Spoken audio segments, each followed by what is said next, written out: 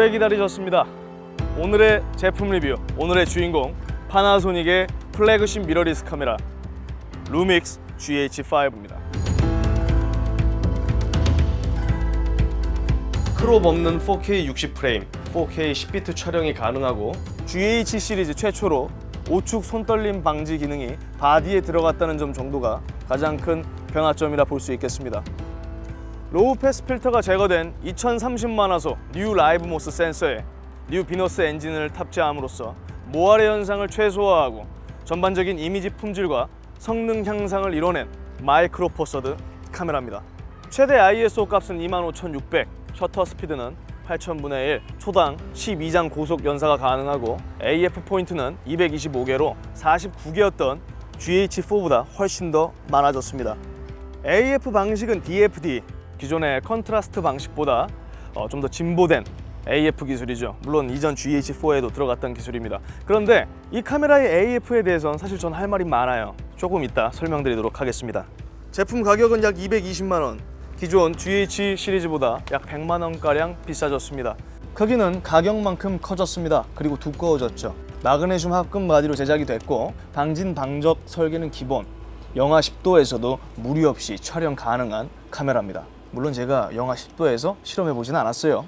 제품 무게는 725g, 동일한 마포 중에서는 단연 제일 무겁다고 볼 수 있겠습니다. 극강의 휴대성을 원하시는 분들에게는 딱히 적합한 카메라라고는 볼 수 없습니다. 대신 덩치가 커진 만큼 이전보다 훨씬 쾌적한 사용자 경험을 제공합니다. 먼저 화려한 입력부를 예로 들 수 있겠죠. 미니 HDMI가 아닌 풀사이즈 HDMI 2.0 포트를 지원하고 마이크로 USB가 아닌 USB 3.1 타입C 포트를 지원합니다. 듀얼 슬롯 메모리는 둘 다 UHS-2 규격을 지원하죠.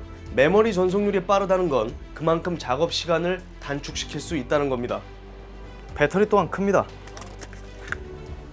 1860mAh의 배터리 크기를 지녔죠. GH3, GH4와 동일한 배터리 크기입니다. 캐논 DSLR 그리고 캠코더에 들어가는 LP-EU겐과 크기와 무게가 거의 동일합니다. 5mAh 더 작죠. 4K 8비트 30프레임 기준으로 약 1시간 20분 정도 연속 촬영이 가능했습니다.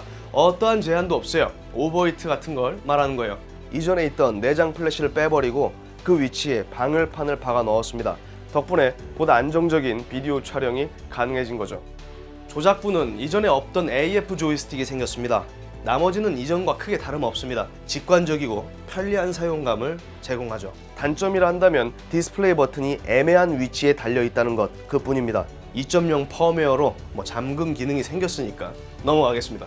약 160만 화소의 3.2인치 OLED 터치 디스플레이와 약 368만 화소 OLED 뷰파인더 역시 대부분의 미러리스 중에서는 최상급이라 볼 수 있겠습니다. 야외 시인성 역시 그만큼 좋아졌죠.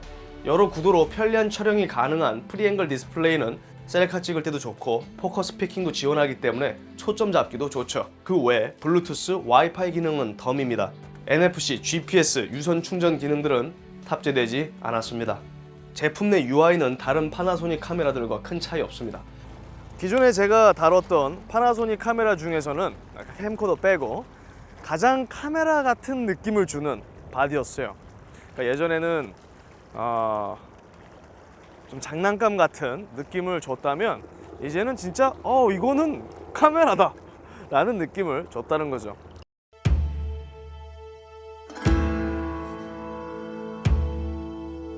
다른 미러리스들처럼 GH5 역시 다양하고 재미있는 기능들을 갖고 있습니다. 제품 가격대에서는 만나볼 수 없는 기능들도 일부 포함되어 있죠. 대표적으로 아나모픽 촬영을 예로 들 수 있겠고 이 밖에도 6K 포토, 180프레임 슬로우 촬영을 예로 들 수 있겠습니다. 아나모픽 촬영은 와이드 스크린 촬영 기법입니다. 보통 영화에서 쓰이는 촬영 기법이죠.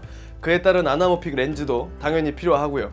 사실 GH4에도 들어갔던 기능입니다. 고가의 시네마 카메라에 들어가는 기능이 이런 작은 미러리스 바디에 들어갔다는 것은 충분히 인상적이라고 생각하고 있고 파나소닉이 GH 시리즈를 영상기로서 얼마나 많은 신경을 쓰고 있는지 알 수 있는 부분이기도 합니다. 6K 포터는 말 그대로 6K 해상도의 사진을 촬영하는 거죠. 6K라고 말은 하지만 5K에 가깝습니다. 싱글샷은 안 되고 버스트샷만 가능하죠. 한 번에 수십 장의 사진을 찍어서 영상 파일로 만드는 저장 방식을 갖고 있습니다. 다행히 마음에 드는 한 장만 뽑아서 저장할 수도 있죠. 일반적인 사진 저장 방식에 비해 조금 느리고 번거롭지만 고해상도의 스냅샷을 남기고 싶은 분들에게는 충분히 유용한 기능이라고 볼 수 있겠습니다. 180프레임의 슬로우 비디오는 FHD 해상도로만 녹화할 수 있습니다. 살짝 품질이 뭉개지는 느낌은 없지 않아 있지만 FHD 해상도의 영상을 주로 제작하시는 분들에게는 딱히 무리 없는 수준입니다. 나쁘지 않다는 거죠.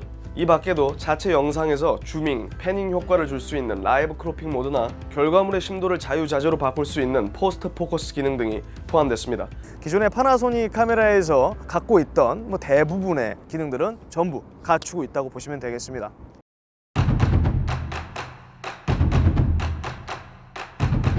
근데 사실 GH5를 쓰면서 제일 놀랐던 건 따로 있습니다. 바디 오축 이미지 스테빌라이저, 렌즈와 합쳐지는 듀얼 IS2. 네, 손떨방을 말하는 겁니다. 제가 최근까지 접한 카메라 중 가장 완벽한 이미지 스테빌라이징 능력을 갖췄습니다. 내장 보정 기능까지 합쳐진다면 최대 7축 손떨방 보정을 지원하게 되는 겁니다.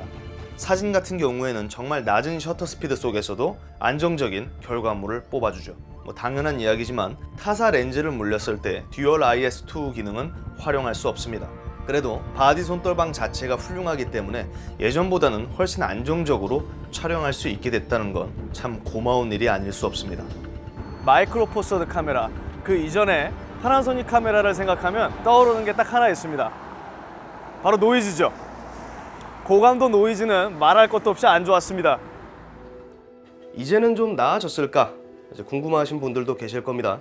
포인트만 말하자면 GH5는 이전의 마이크로 포서드 카메라들과 비교했을 때 엄청난 노이즈 억제력을 보여줬다.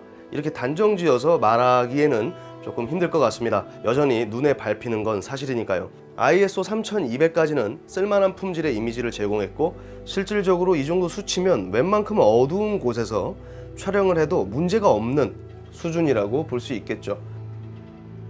나는 한치의 노이즈도 용납할 수 없고 조명이 없는 어두운 곳에서만 주로 촬영하는 편이다 라고 말한다면 마이크로 포서드 GH5는 별로 그렇게 추천하고 싶지 않습니다.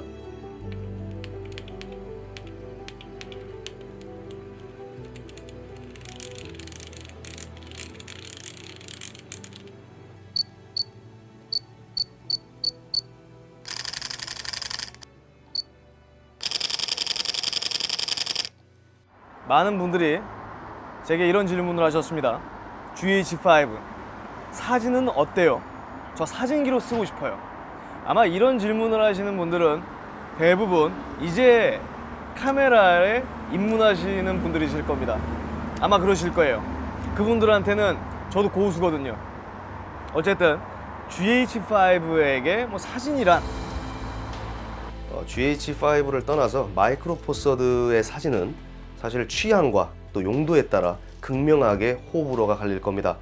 GH5 같은 경우에는 이전의 카메라들보다 확실히 좀 더 진득하고 섬세하고 풍부한 느낌의 결과물을 뽑아줬습니다. 6K 포토까지 더해짐으로써 보다 높은 해상력을 지닌 사진 촬영이 가능해졌다는 건 충분히 장점이라고 볼 수 있겠죠. AF 또한 0.05초로 GH4보다 0.02초 빨라졌습니다. 그런데 200만 원이라는 금액을 주고 DSLR 덩치의 무게를 지닌 마이크로 포서드 GH5를 구입하는 건 저는 조금 낭비가 아닐까 라는 생각을 해본 거예요. 가성비에서 좀 떨어진다는 말이죠. 나는 꼭 굳이 마이크로 포서드 카메라로 사진을 찍고 싶다고 하신다면 이보다 훨씬 저렴한 마이크로 포서드 카메라는 많이 있습니다. 근데 여기서 나는 사진도 찍고 싶지만 사실 주 목적은 동영상이야. 이러면 이야기는 달라집니다. GH 시리즈, GH5를 구입해야 하는 이유는 단연 동영상이기 때문입니다.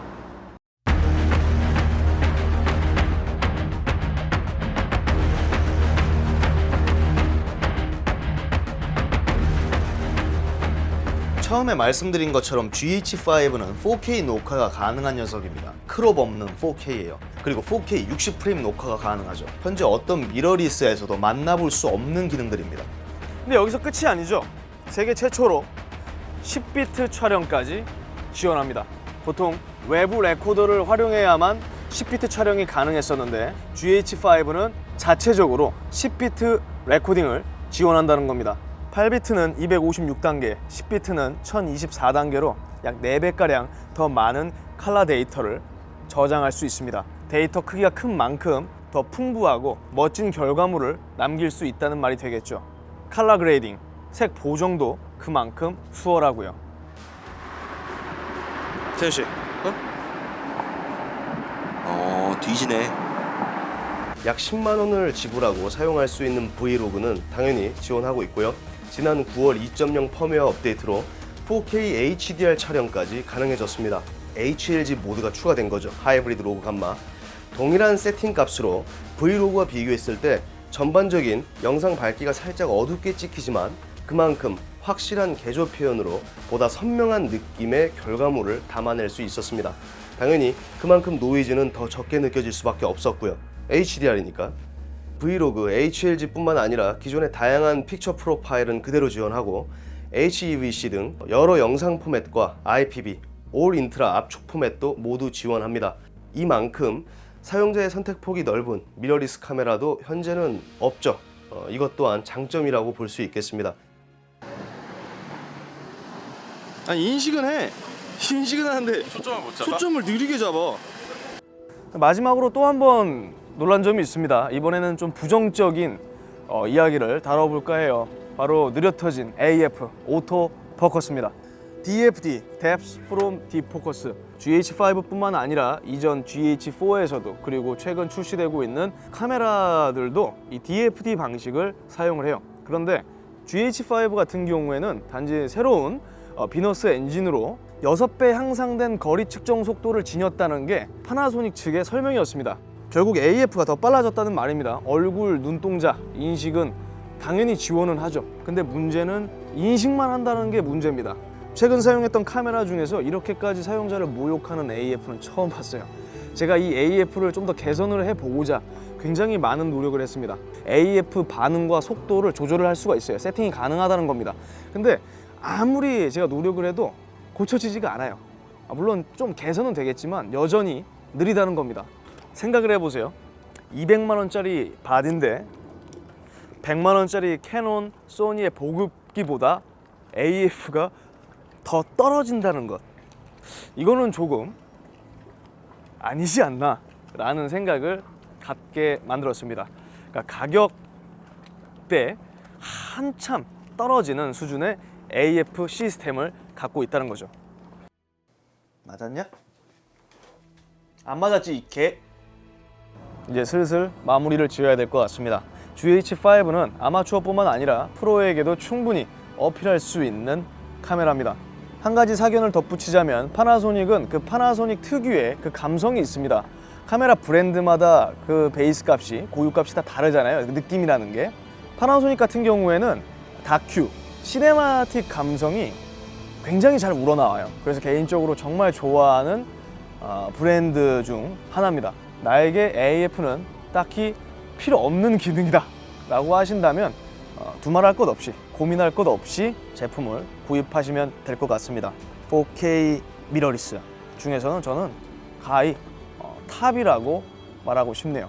정말 선명하고 깨끗하고 칸치의 노이즈 없는 그런 결과물을 원하신다면 저는 파나소닉 카메라를 추천하고 싶지는 않아요. 이건 뭐 개인 취향에 따라 갈리는 부분이니까요. 넘어가도록 하겠습니다. 오! 어쨌든 이상 디몽크TV 디몽크였고요.